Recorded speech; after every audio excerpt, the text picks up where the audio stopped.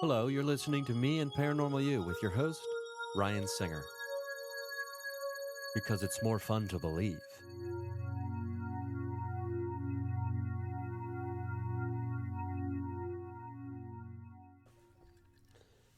Hey everybody, thank you for, it's been a couple weeks. I've been like so on the float. I don't think I posted an episode in a couple weeks.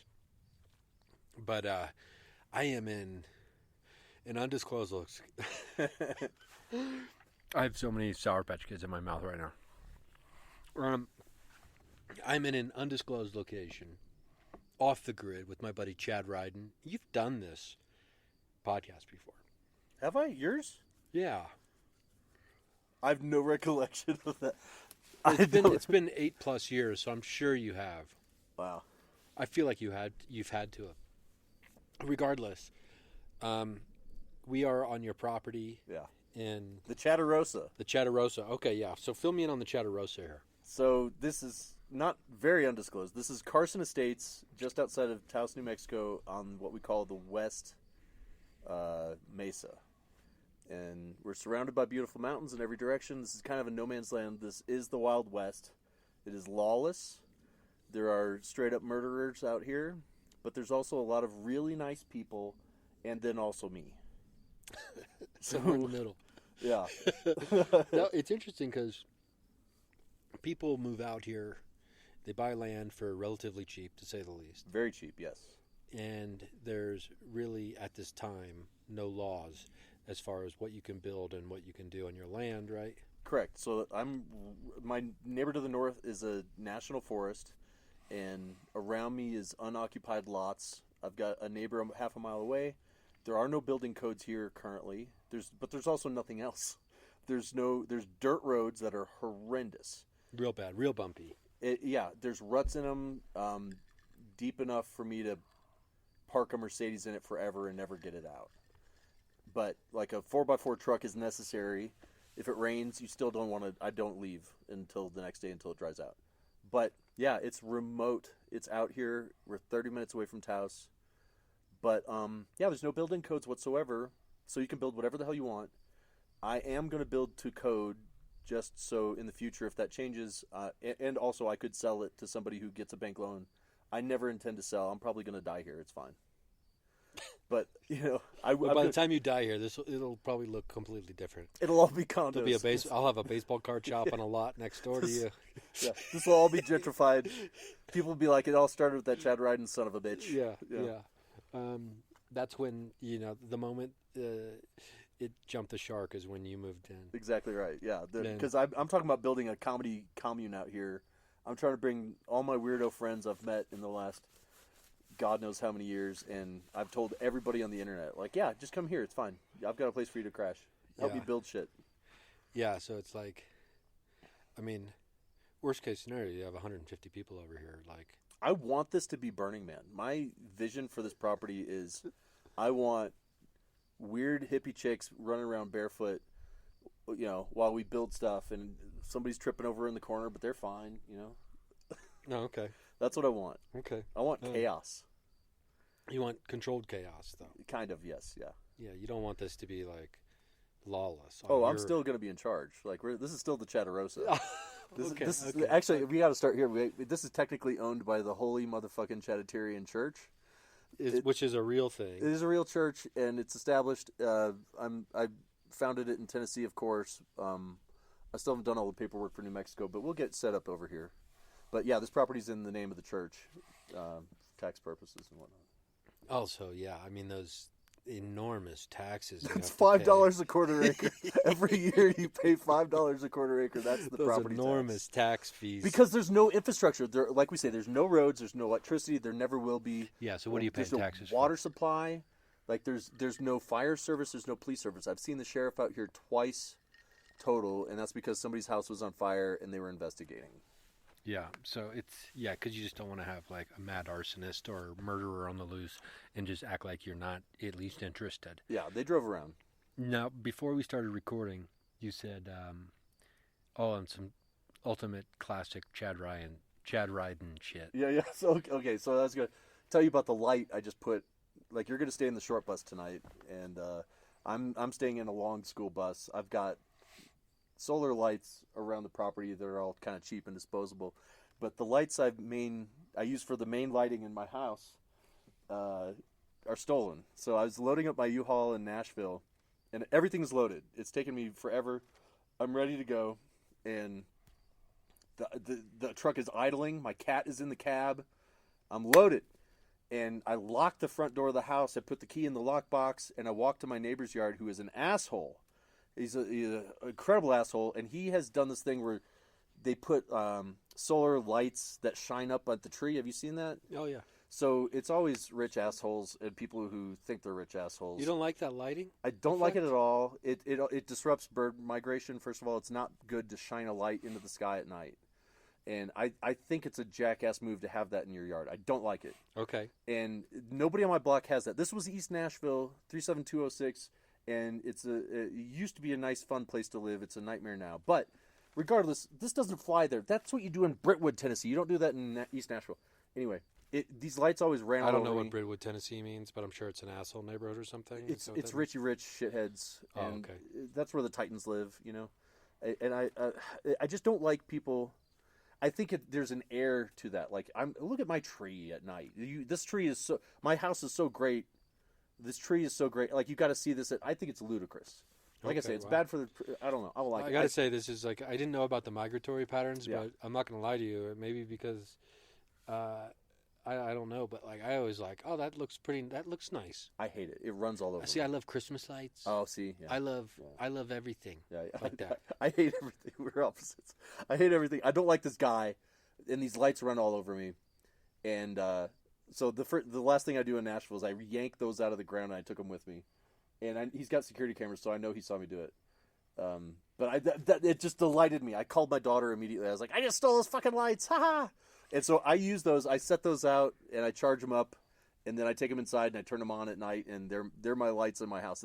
His throwaway, $40 cheap Chinese yard lights have become my main source of illumination. Oh shit! My cat got loose. Murky.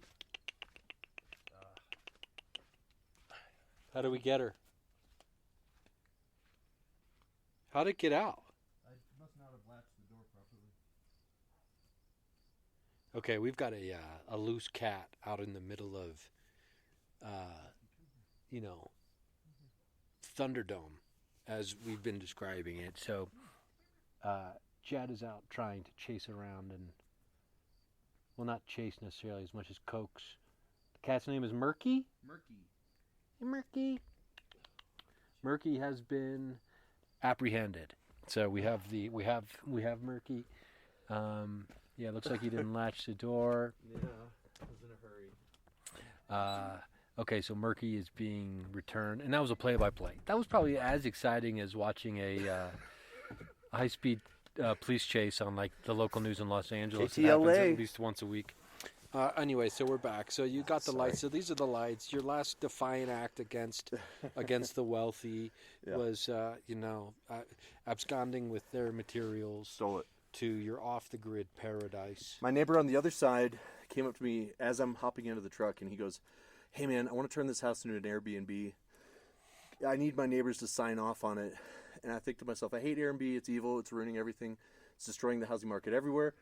My friends can't. The reason I'm leaving this town is because I can't afford to live in it anymore. The house I was in was free because of a different situation, but now I have nowhere to go. I'm moving out to the desert because I can't afford Nashville. But yes, I will sign that because I hate my other neighbor so much that I want. And there's an Airbnb in 2 doors down in every direction from me. But I thought, let's get another one. But even though it's technically not your signature to give, correct. So the people who own that house were in Australia. They're never coming back. And he said that he's like, when's John and Jenny coming back? I was like, never, dude. They're unloading this as fast as they can, and I am out of here right now. And he goes, would you sign this? Nobody checks. And I was like, yeah, fine, give it here. I didn't know you had to do. So, I didn't know this either. Airbnb is responsible for the I believe so. Rising apartment costs. I firmly believe this, that because every single house that me and my friends used to rent in Nashville is now for $500 a month is now a $300 a night Airbnb. Oh yeah. So it's really shorted the amount of available rental units that are anywhere. I think this is happening across the country. Yeah. Oh, okay, that makes sense. I blame them. I hardly ever have I ever. I think maybe twice I've ever Airbnb'd a place. I never did it. When I was coming here in October, there was a group that was also volunteering, and there was this group chat for a while where we were going to get an Airbnb. And we're going to have to get into that, what you mean about that, about volunteering, but we'll get into that after this story. Yeah, so we were going to build something, but like all the volunteers, we were going to get a place together. We thought, the sense of community, we'll all be together hanging out in the evenings as well. And I was like, okay, I don't want to do that. I want to camp, but okay, I'll go along with this if that's the plan. And thankfully it fell apart because the girl picked it was an insane, I was going to have to chip in like $900 or something to stay in a 8-person Airbnb. And I was like, we're going to sleep there. We're just going to find a place. No, absolutely not. And so I was like, get a cheaper one. And then it all fell apart. And none of those people ever did come out here. Like, I was the only one in that group chat who actually came out here to help with the build. So I'm glad I didn't get sucked into that non-refundable nonsense. Yeah, so you're talking about coming out to build an Earthship, which on the surface of it sounds like a spaceship.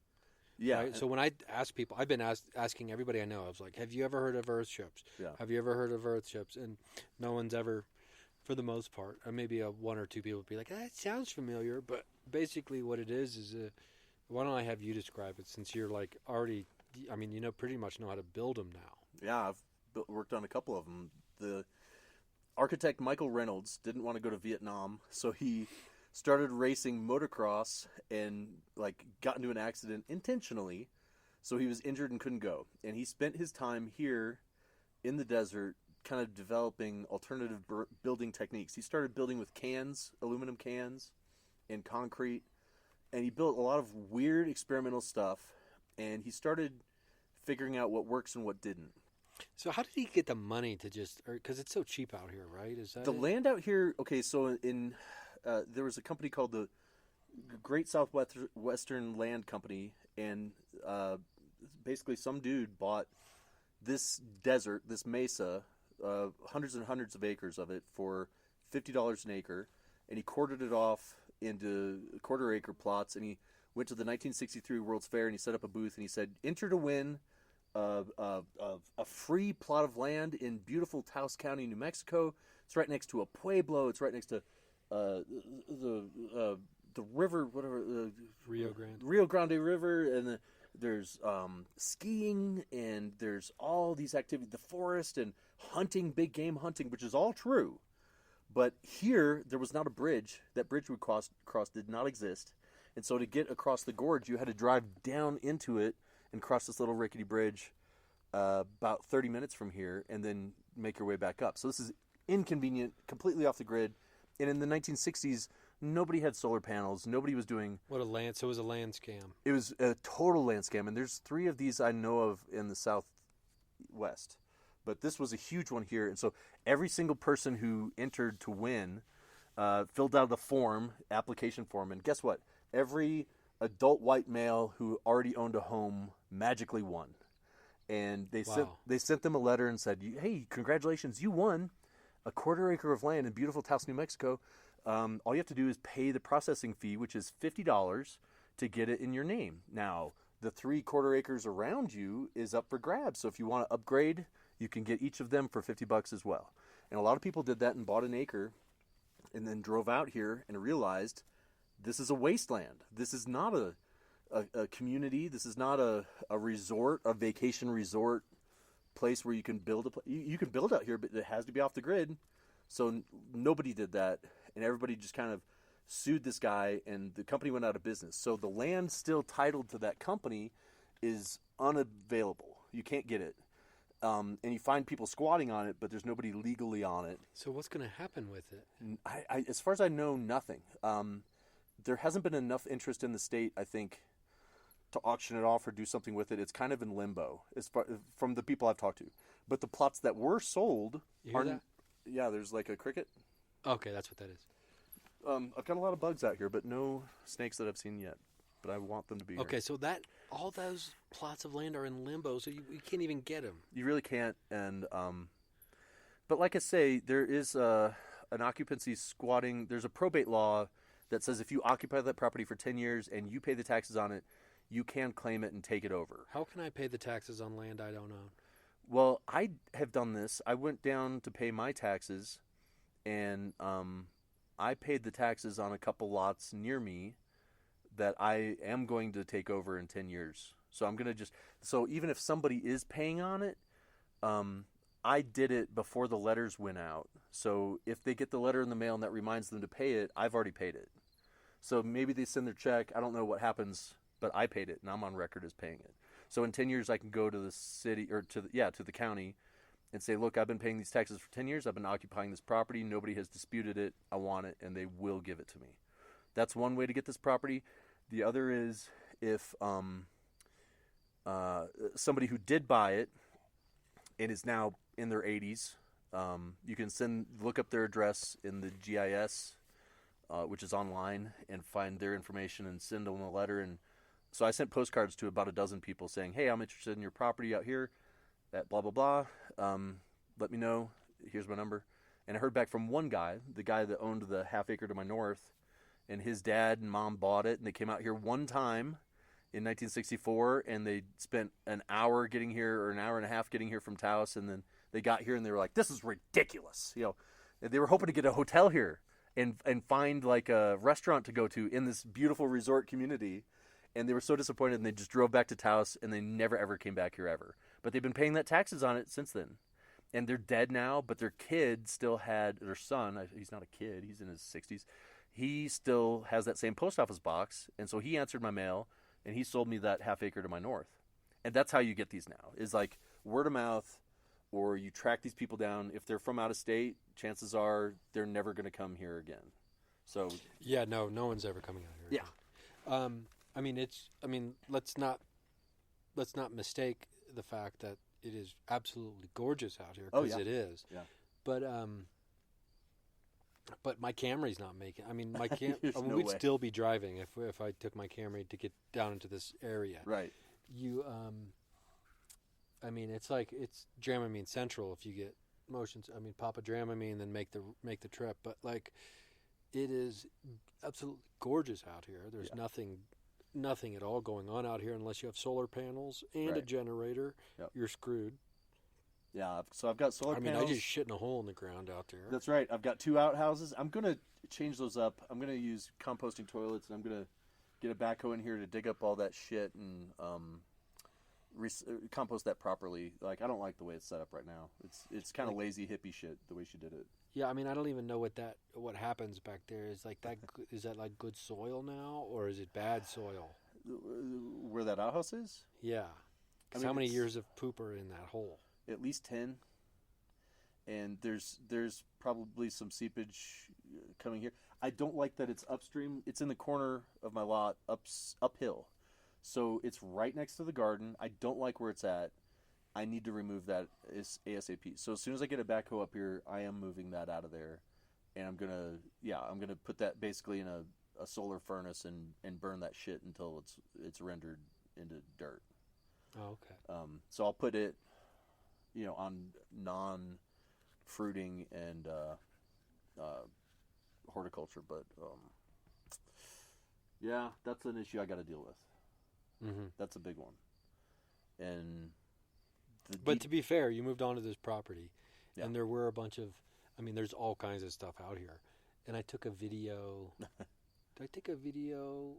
Oh yeah, maybe I'll post that video if you're okay with it to the Patreon. You can kind of see. Well, no, that was a video of maybe tomorrow before we take off tomorrow. Yeah. What time do you need to? What's your schedule tomorrow? I got nothing tomorrow, so we okay. So whenever we want to go to the car, or whatever, we can do that. Totally cool. But anyway, I'll take some video so people can see. It is absolutely beautiful out here, and the big school bus is nice. A little school bus, that'll be nice to crash in for me tonight. This will be the first time I've slept like out in the wilderness, so to speak, in a few years, since I had a pretty terrifying experience out in the woods. Uh-oh. But there's not really the woods out here. No, like there's a forest to my north, but it is the desert part of the Carson National Forest. Yeah, so it's like very small There's- trees out there and not a lot of Mhm. activity. Yeah. So, I mean, if in the middle of the night you just hear me at your door going, Chad, I'm going to sleep on the floor in here. Is that okay? I've got a second bed in my big. Oh, you do? I've got a yeah. There's a second bed in there. I just wanted you to have your own space. Oh, Yeah. no. I mean, that's not, I don't think. I'll get in there, and then, like, when we decide to shut it down, Yeah. I'll get in there. We'll see how I feel. Yeah. And if I'm, like, a little creeped out, I'll just be like, yeah, no, let's just set up that second bed. I don't need my space. Yeah, it's totally fine. But, I mean, I'm always the last one to fucking fall asleep anywhere. Oh yeah. Like, it's, it's never a problem unless you're at a place where you wish you could fall fucking asleep. Oh god. Yeah. You know what I mean? I've got sleep apnea, and so I've got a CPAP machine, and I put that sucker on my face, and I'll be out cold in 5 minutes. Wow. And I used to have so much trouble sleep. Obviously, like I used to have. When I went and got the sleep study done at Vanderbilt, they said that she took it off me very quickly. She was like, "Oh, you've already passed. Like you have roughly 60 to 70 events an hour, which means I wake up more than once a minute because I can't breathe." Wow. And so on this machine, it tells me, and I have roughly 5 events an hour now. So it's pretty crazy. And I feel well rested for the first time in 30 years since I got the thing. Yeah. Pretty crazy. So, wow, you went from 60 to 5. Yeah. Yeah, that's great. Well, I'm glad to hear that.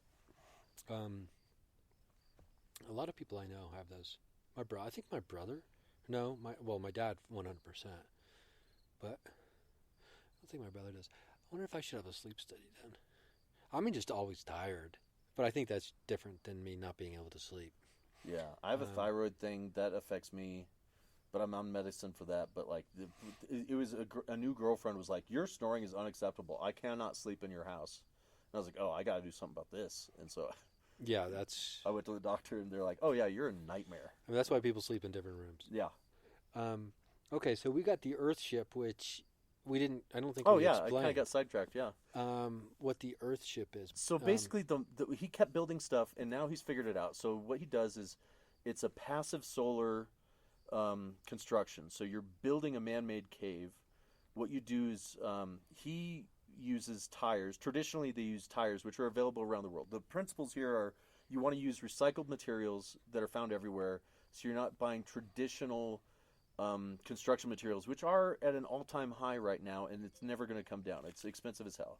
So instead of buying lumber and building a stick house, you get old car tires, which are available everywhere, and you pack them. You put cardboard down on the bottom, and you pack them full of dirt, local dirt, the dirt right next to that tire. You jam it in there, and you keep putting it in, and you use a sledgehammer to hammer it for about an hour until it's packed so full that it's puffed up wide, like you inflated it where it's ready to bust. And once it's puffed up like that and it's rock solid, that's a 300-pound brick that you cannot move and will not be moved by a hurricane. So you use those like cinder blocks to build a traditional wall out of these basically giant tire and dirt Legos. And you do them just the same way you would cinder blocks. You stagger them, and you should put a curve on it. But the way he does it is like a U shape is the basic shape, and then you build course after course until they're about 9 tires tall, and then you backfill it as you put down a course of tires. You backfill it with dirt, so you're building a berm, and it's essentially a hobbit house. You're building a man-made cave, and you do have a piece of iron or steel culvert coming through the back of the wall, running under the berm, and that's an air vent. So air travels underneath this giant earth berm into the back of your house, and on the south side, you have to have it in the north of the equator. You have it facing south, and opposite south of the equator. So you're trying to get the solar gain, and you build a greenhouse facing south, and you have air vents on the roof of that greenhouse. So when it gets hot in the greenhouse, you pop open those vents, and cold air comes from the back of the house under the berm, and natural convection shoots the hot air out the roof. The other thing you do is mostly metal roofs that are doing rainwater collection into a cistern that you have buried in the berm. So you're getting your own water from the rain, And most of these things have solar panels and wind turbines, so your electricity is generated naturally, and you're completely off the grid.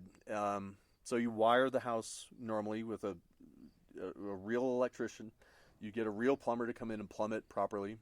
The weird thing about the plumbing is you use that rainwater, you filter it several different times, and you get a drinking water thing, just like any other house. You have drinking water, then you have your sink and toilet flush and shower water.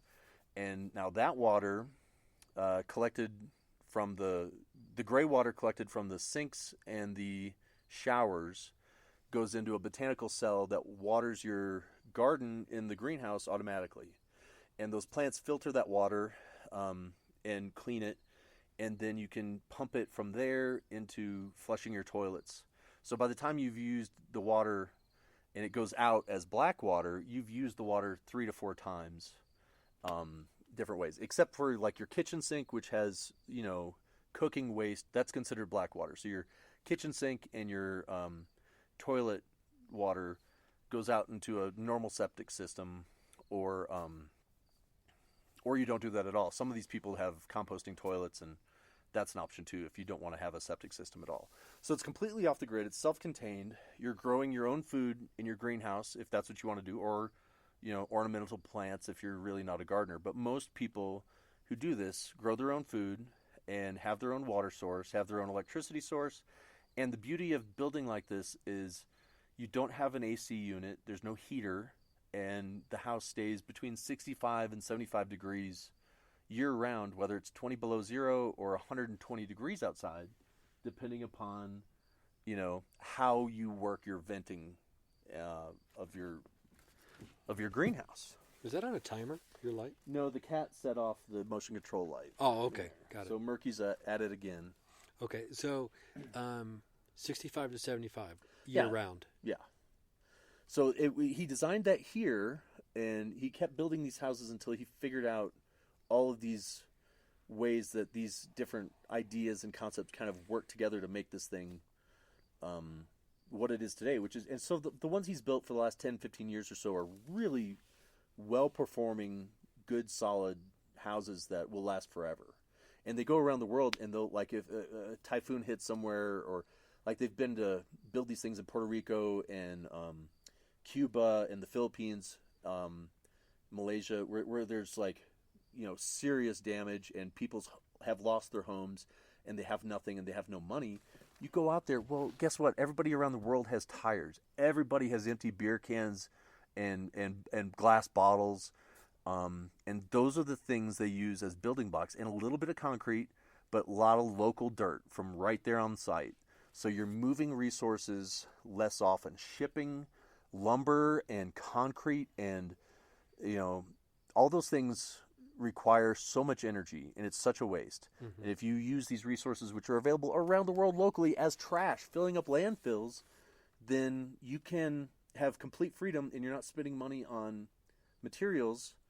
You're spending money on labor, if anything, but a lot of people are putting sweat equity in these homes, and they have something that'll last forever that provides everything they need without being, and it's a negative carbon footprint. You're taking trash and you're building a sustainable house out of it, which all of that appeals to me. I'm so granola. I'm so, kombucha making, living off the grid in a school bus. That's me. So all of this really appealed to me, because when I went through my divorce, we had a house we couldn't afford, in a neighborhood that sucked, and when all that was over, when all that came crashing down, and we filed bankruptcy, foreclosure, divorce all within a month. And when all that happened, I'm sitting in this giant empty house, and I was thinking about, what do I want for my future? Both of us chose this house because we thought the other wanted it, and neither of us wanted it. And we didn't know that until years later. And I'm like, what do I want? And I thought, man, my favorite place in every house I've ever lived, every apartment, was a basement. The basement is always cool in the summer. It's always the coolest place to hang. I was like, what if my house was just a basement? I want to get a lot and just have a garden on it, and then there'd be a Doctor Who TARDIS in the middle, and you go and you get into the TARDIS, and there's a spiral staircase going down, and then it opens up and it's this giant basement house. And I thought, then have like a patio and sliding glass doors on a hill, so like you've got a little hobbit house. That'd be so dope. And I was like, how do I build this? And so I started Googling how do you build a hobbit house, and Earthships popped up. And that was about 2012. And I was like, oh my God. And so I started reading about this stuff online. I was like, is this real or is this some Instagram bullshit? And then I did a tour from Nashville to Las Vegas and back, basically down I-40. And so we planned to spend a day in Taos just researching and going to these different places I took you. It's like, is this real? And I was like, oh my God, this is real. They're really doing this. And then I went back to Nashville and I wouldn't shut up about it. And a girl that worked at the radio station I was at, WXNA, she was like, oh, I used to live in Taos. I used to work for them. And I've got land out there. I'm going to build one of these things. And matter of fact, I should introduce you to my friend Marcus, who's building one in Gallatin, Tennessee, which is like 20 minutes north of Nashville. I was like, all right. So I contacted Marcus and I started helping him with his build. And he was a cool dude. And, we did a bunch of fun stuff out at his property and I learned a lot. And then he moved back here. He's working at Earthship again. My friend Ariel told me, I'm building on my property I bought out there. Did he finish his Earthship in Gallatin? Yeah. So it's really nice. His parents, it was like a 5-acre farm that his parents owned. And he built it kind of in the back of that. And they wanted to sell and downsize their life. And so that got sold as part of it. And it was really sad. And I wanted to buy it. But, they were going to sell the whole farm. They didn't want to parcel that off for whatever reason. And so when he moved here, that was kind of a bummer. But then she said, yeah, I'm going to build on my property. She bought property out here where I'm at about 10 years ago, paid nothing for a 1/4 acre. And she's like, I've got some money. I'm going to go build out there. So she was planning on building the tire wall last October. And so I was like, all right, I can take the month off. I mean, it's COVID. I'm not touring. I'm not doing anything. So I took the month off and came here and worked, from 10 a.m. to 5 p.m. every single day pounding tires. And we got it built in 8 days worth of work, 10 days worth of work. What, you built an Earthship in 10 days? We built the tire wall and the berm, and we had the cistern installed. I would argue, with knowing very little about this, that the tire wall and the berm is the most labor-intensive part of the build? It is the hardest part. And if you drive around with me, I'll show you 6 or 7 tire walls where somebody did the hardest part, and then they lost interest in the project, or they got divorced, or something happened. They ran out of money. They underestimated it, and it's just a tire wall sitting there. I mean, that's the place to buy because it's already been. It really is. So I've got a buddy up here who's got he's got a couple structures on his property. He's got a little Earthship hut, which is basically a 12-foot diameter, small version of the same type of system, but it's what they do. Like I say, in the Philippines or Malaysia or Cuba or whatever, like they'll build a tiny little hut and just demonstrate how all the principles of how to do this, and then get the locals involved. And then once they see how to do it, they can just teach each other, and everybody can build this. All you need is the tires and the cans and stuff. And so the very simple hut, I think, is the first thing I'm going to build here. My buddy's got one of those. It's dope. And then he's got this giant 2-bedroom Earthship tire wall built, and that's it. That's as far as he got. And he was like, I'm going to sell this property for $50,000 because the hard work's already done. There's a place to live. There's a couple other structures. Now, on is this property. your buddy Marcus from Tennessee? No, this is another dude. Okay. My buddy Frank. So he's selling that for $50,000. He would like to, yeah. What's the property size? Half acre. He's there's at least 3/4 acres there. I would say it's an acre. I don't know. I would have to check with him. It's way out there though. Oh, it is. I told you the first Earthship community was on a road called Star. It's like this community called Star, and that's where they did all the first experimental ones. And his property's way out there. It is that road is much worse than mine. So what is happening there now? So the people who live out there in the first Earthship community are some of them are really pissed because the first Earthships built are not good, and a lot of them have sued Michael and the company, and there's a lot of grudges there. Because it is experimental, and the original roof he designed was a bad design, and he's figured it out, But the ones that they built 30 years ago really suck. Can't they just change the roof? But they don't want to. You can. So a lot of them have been retrofitted, where it's like, okay, we figured out how to do the greenhouses better. There's a better way to do the glass. There's a better way to do the venting.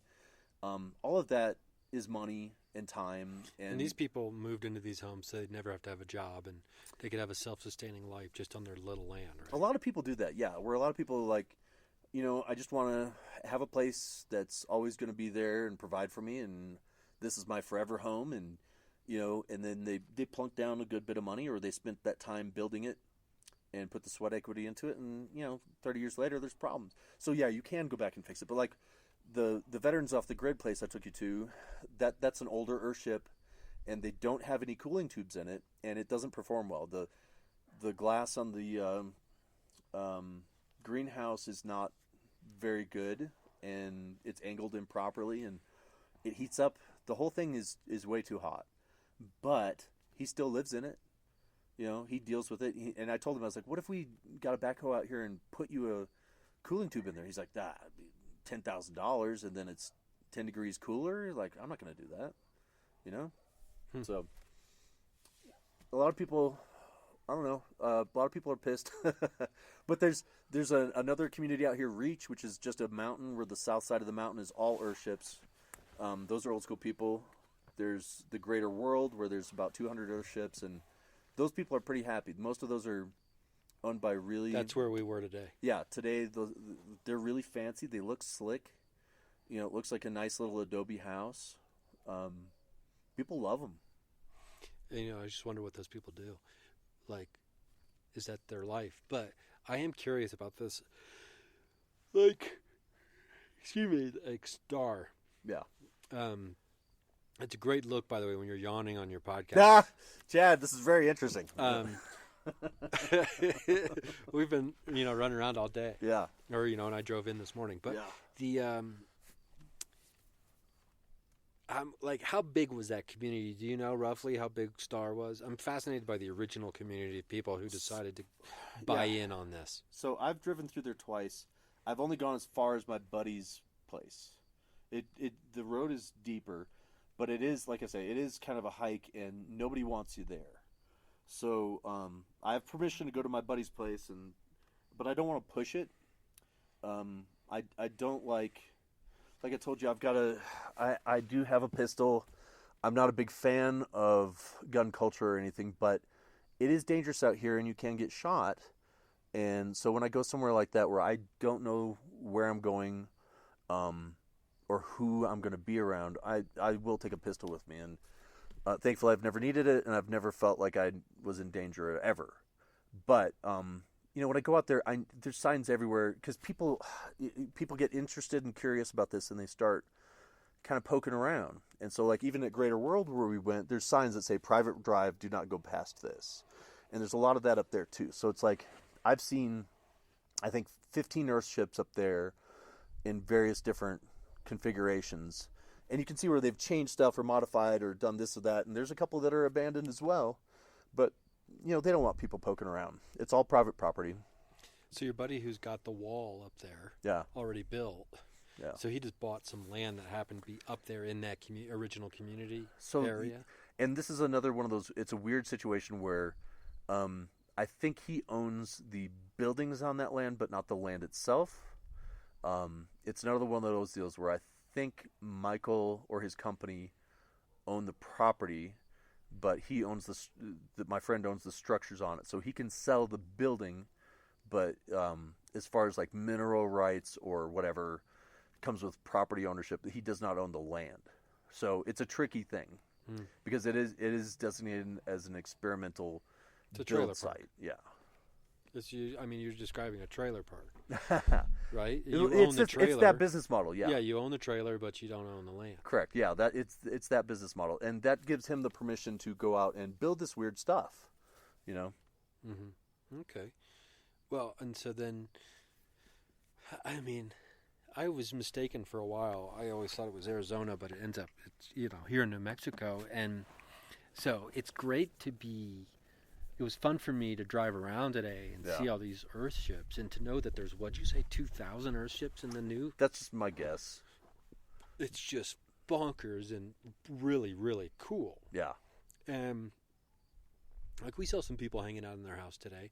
We don't know if they live there or rented it, but I mean, because that house right there on the road, that Earthship where we saw the people, like, I don't know if I'd like to live in that one right across the street from the visitor center. Yeah, I would hate that. My guess is those are like students or employees that needed a place to crash, you know? Yeah. I mean, but it's good to kind of be out and then get, your boots on the ground in places and areas when you think about, like, okay, I just like to buy some land somewhere and get the hell away from everything. Yeah. It's like, okay, well, spend like those people, like the parents who bought that plot of land in front of you that you end up getting. They spend an hour here. Yeah. Totally. Before they're like, we're out of here and never step foot back again. Right. And it's like, you don't know if you're going to really fit something into your life or fit with something until you physically are there. And I think, people talk about this, whether it's, I don't know, like dating, right? Like the big problem with online dating is everything's going great, like via messaging with people, and then they meet each other in person and there's just nothing. Right. And meanwhile, you spent 2.5 months bonding with this person over text. Exactly. For nothing. So you hear those stories all the time. So, I mean, I feel like it's the same. I mean, because I do have, from time to time, I have fantasies of getting off the grid. Yeah. Right? And then I'm out here, and I'm just like, yeah, man, but I'd love to be able to get to a baseball card shop really quick. Right. Or at least within a half an hour, let alone 2 hours. But in the Walmart here, doesn't even sell baseball cards. No. So I'm like, oh. Like, but Taos is a cute fucking little town. It's a nice little town. It's artsy-fartsy. Their motto is Taos is art. Really? Yeah, and they, I don't know. It's a tourist place. I'm glad we didn't drive around, do that little drive we did today. I'm glad we didn't do that at noon because, oh my God, it would have taken forever. The traffic is so bad on Saturdays because it's all these visitors coming to see the art galleries and whatnot. Well, that's interesting. I'd be interested to know how much an apartment goes here. It's not too expensive. Like in Taos proper, there is competition for spots. I know people who live in there. I don't know if I could do that. I'm all about this out here. Yeah. I mean, I'm just looking up. I need to get a photo of this tomorrow of you just sitting here with this shot. You know what I mean? Yeah. And too damn bad. It's so freaking cloudy. The stars are so beautiful out here. It's really amazing. I was really looking forward to some major like thunder showers of stars. You know how it's so clear it looks like it's raining. It's incredibly beautiful, and I don't have a camera good enough to capture it. So I just come out I'll come out to pee, and I'll just be dumbstruck. I'll be like, oh, I cannot believe I'm here. I can't believe I own this. Yeah. Like I've sat on that outhouse you went to, and I've sat there and I've taken like panoramic shots and posted it online and told people like, this is my view from the pooper, and people are they can't wrap their heads around it. Like, it's crazy. Yeah, I mean, it is crazy, and you feel like you're on the frontier. Yeah, you really do feel like you're on the frontier, and it's it's a visceral feeling, and but with that comes the what the fuck else is out here? True. So yeah, there's my neighbors are good people and I like them, and we watch out for each other and we talk, and it's cool. And most of the people I've met in this community are awesome. I've not met a single person where I thought, ugh, I hate this dude. I've met some weird conspiracy dudes, which I think comes with the territory. 100%. Those guys are, at first I thought this guy was doing bits. I thought he was running material on me. You know what I mean? Because everything was hitting. I was like, this is hilarious. And he was not joking at all. But he's a good dude. He's an ex-military guy, and he's just kind of out here building weird off-the-grid stuff, and he flies his drones around, and he's a good dude. G.I. Josh. Shout out to my neighbor. But, I do know that there are straight-up murderers who are avoiding prosecution and on the run, who are out here. There are schizophrenic people who just kind of stay in their little hut. There's weird groups of meth users who just kind of move in and squat, and occasionally the community kind of comes together to run some people off. But there's a lot of people coming and going, and it's seasonal. Like, when it's nice and warm, people will show up out here, and you see them kind of hitchhiking in and out.